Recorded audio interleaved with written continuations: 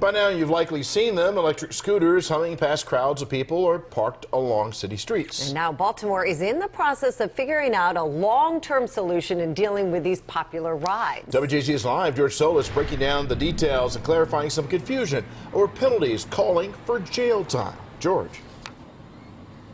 Yeah, it certainly had a lot of people talking today. Initially, it seemed like transportation officials were looking at hefty fines or even jail time, as you mentioned, for proposed rule breakers, for proposed regulation that they were offering. Well, that's no longer the case, but it does appear that the city is still having trouble in figuring out how to regulate these scooters.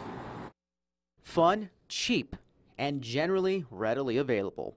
Just some of the reasons behind the soaring popularity of electric scooters and bikes in major cities like Baltimore. They're so convenient, so easy. In August, the city approved a deal with Bird and Lime to operate a 6-month pilot program while transportation officials sorted out how to regulate the rides. With the deadline fast approaching, city officials putting out a first draft of sorts that certainly raised some eyebrows with riders like Alex Levesque.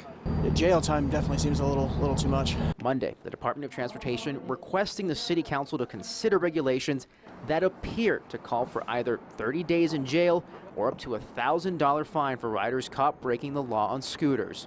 Among some of the rules, no one under 16 can ride.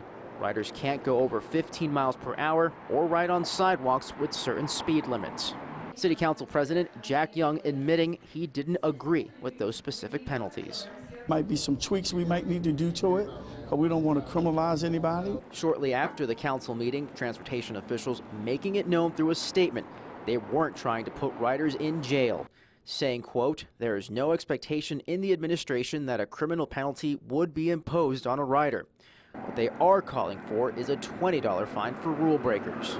Some city leaders say they aren't fans with how some of these scooters are being treated. Now, kids we spoke with say they agree, but don't believe a few bad eggs should ruin it for everyone. Anybody should be able to ride them. It's just not fair anymore.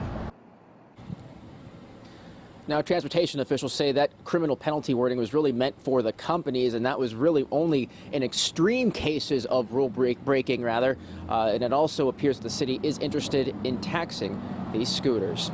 Live in Baltimore tonight, George Solis reporting.